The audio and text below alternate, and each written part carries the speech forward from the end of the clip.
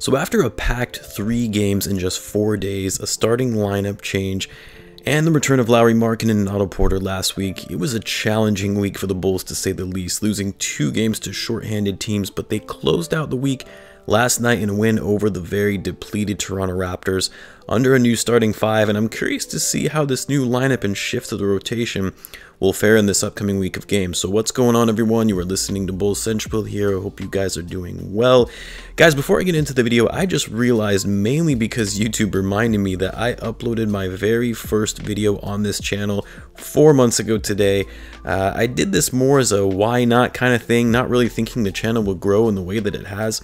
Given the pandemic and being stuck at home, I was afforded more time to do something like this, and because I'm so passionate about basketball and the Chicago Bulls, it's actually turned into something that has been really fun for me to work on in my spare time outside of work and to grow it even further. So I just wanted to quickly thank all of you guys, the viewers, and especially my subscribers. I obviously would not have been able to grow the channel without you guys, so I do greatly appreciate it. But anyway, let's talk about the Bulls games this upcoming week. So the Bulls will kick things off tomorrow against the Oklahoma City Thunder. They'll have a back-to-back in which they'll take on the San Antonio Spurs on Wednesday. This will be the first time we get to see them. Then the Bulls will travel to Denver to take on the Nuggets on Friday, and then off to Detroit to close out the week on Sunday against the Pistons. So as you probably know by now, if you've been following the channel for a little bit, I'm pretty bad at predicting how the Bulls are going to perform on any given week. And really it's because we kind of never know what we're going to get with the Bulls. Some nights they look incredible and appear to be a solid playoff team that will make some noise. And then the other nights they look like a G League team. Probably a bit of an exaggeration, but you get my point. The Bulls, this team that we know, for the most part, has been pretty inconsistent to say the least. But I do think with this new starting lineup change, bringing in Satoransky at the point and Thaddeus at center will hopefully start providing some level of consistency in how the Bulls perform on a given night. Now, the new lineup likely will take a little getting used to, as we saw last night in the team looking a little shaky, getting the chemistry off to, starting that new starting lineup in the beginning of the game. But even by the second half, they started looking more sound, playing well together. So in tomorrow's game against the OKC Thunder, I don't think I'll ever forget the game in which they faced the Thunder earlier on in the season, where the Bulls had a pretty commanding lead the whole game. They even had a 16-point lead in the 4th quarter, and I believe they even had a 10-point lead with less than 2 minutes to go, and they still found a way to lose the game, letting OKC get back into it. A young team that is rebuilding and not a good team. They have some quality talent, but in general, not a good team. Now, ever since that game, we've seen a big shift from Zach Lavine and his level of play, not focusing so much on himself and hero ball isolation plays, but rather being the leader of the team and getting his guys involved, and the Bulls have responded well to that. Now, like I said, the Thunder, they've got some young talent in their team, so despite the fact that they're young and inexperienced, you have to come out and be ready to play and not taking these guys too lightly.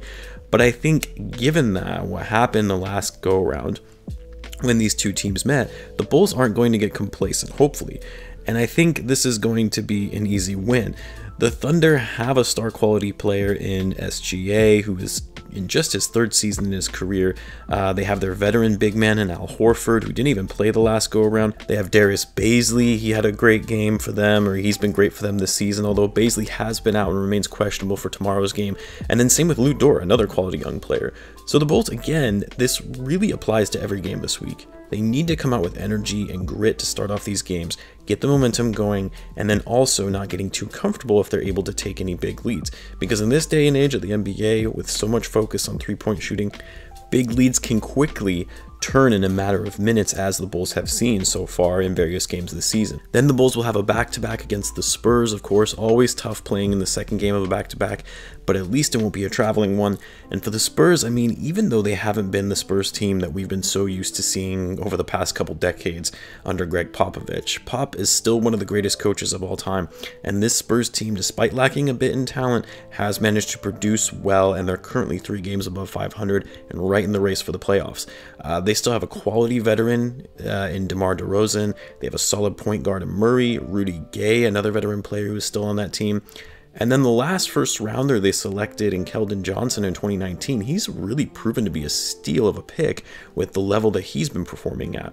So the Spurs are a great defensive team, and we all know how much the Bulls have struggled against good defensive teams, partially because the Bulls have struggled in taking care of the ball all season and have been more susceptible to turnovers against these hard-nosed defensive teams. So this game will be a challenge for the Bulls if they allow the Spurs to get under their skin with their strong defense and start making careless turnovers on offense as a result. They've got to be smart with the ball and stay focused on offense and keeping the ball and player movement going, just like we saw in last night's game, which again, I think with this new starting lineup, that will allow the Bulls to be smarter and move the ball more effectively against these better defensive teams. The Spurs really don't have that many offensive threats. You're mainly looking at DeRozan as their primary scoring threat, and he's averaging just slightly over 20 points per game. I'll be curious to see who Donovan puts on him. My guess is it's likely going to be Patrick Williams, given their positions and how they match up when Williams is playing at the 3. And he's also proven to be one of the Bulls' best defenders in guarding wing players.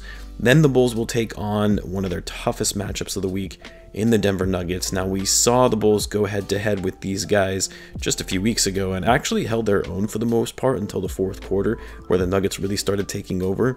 I think it's going to be the same type of challenge for this game as the last time around, and that's the fact that the Bulls just do not have an answer for Nikola Jokic. They just don't. Even with Thaddeus inserted into the starting lineup, and he's proven to be a much better defender than Wendell against these all-star big men, he's still not enough to lock down Jokic. I think for this game and managing Jokic is the Bulls have to focus on the weak side help defense. You've got to have more than one body on Jokic in order to defend him effectively.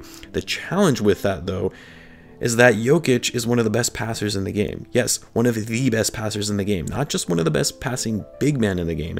He's top 10 in assists per game in the league, if you can believe that. He's literally just a tad under Chris Paul and where he averages, and he's 5th in the league in assists per game. So by creating the help defense to double team Jokic, you obviously open yourself up to risk in getting him to find the open man with his great court vision. And of course, the Nuggets have another lethal offensive player in Jamal Murray. So this game is going to be tough, just like it was the last time. Obviously, it would be great for the Bulls to get a win against Arturas's former team that he used to manage, but with the way the Nuggets have been playing and the Bulls' limited interior defense, it's going to be a struggle. Then finally, the Bulls will close out the week against the Pistons, who are still the worst team in the East. The Bulls had a bit of a scare the last time they faced Detroit, in which they fell behind by 25 points in the first half, but they bullied their way back into the game, taking the lead in the fourth and closing it out for the win. Hopefully the Bulls, again, like the Thunder, don't take this team too lightly and play down to their competition. They come out strong, hit them where it hurts, and then don't get too comfortable if they're able to take a big lead, because the Pistons are better than what their record suggests. Jeremy Grant is an incredible player. We saw it last year with the Nuggets, and then again he's improved even further this season. He had himself a career game against the Bulls in the last time these two teams met. So the Bulls have to make sure they stay focused on Grant and locking him down. I suspect Billy Donovan will likely again put Patrick Williams or maybe even Thaddeus Young on him, not Lauri Markkanen, as that would not be a good matchup at all, since Markkanen is not the best defensive player. But all in all, I don't want to get too ahead of myself, but this is a game the Bulls need to win and should win. So as far as my predictions, which again, I've been pretty off so far this season in predicting how the Bulls are going to perform, I'm going the optimistic route yet again and saying the Bulls are going to go 3-1 this week with their only loss to the Denver Nuggets. I think the only other game that is questionable for this week is when we take on the San Antonio Spurs, just because Pop's teams have always been great and always a struggle for the Bulls. But I do think the Bulls can come out on top for this one. A lot of it given the fact that the Spurs obviously will not have LaMarcus Aldridge since they're looking to move him. There have been a lot of rumors about trading DeRozan as well, so who knows, maybe he won't even be available for the game on Wednesday, but I do think that's very unlikely. The games against the Thunder and the Pistons, I mean, These are games the Bulls should win. Young teams who have talent, don't get me wrong, but young teams that have struggled and are not in playoff contention, and the Bulls need to take advantage and not mess around with these games and win them. So all in all, I think the Bulls will go 3-1 this week. What are your guys' predictions though? Let me know in the comments. I'll have a live group chat for tomorrow's game here on the channel as well as on the Discord. A link to the Discord is in the description if you're interested. Again, be sure to subscribe if you're a Bulls fan, as I post daily Bulls content. Thanks again for tuning in, guys, and of course for your support as always over these past few months since I started the channel, and I will catch you guys in the next one.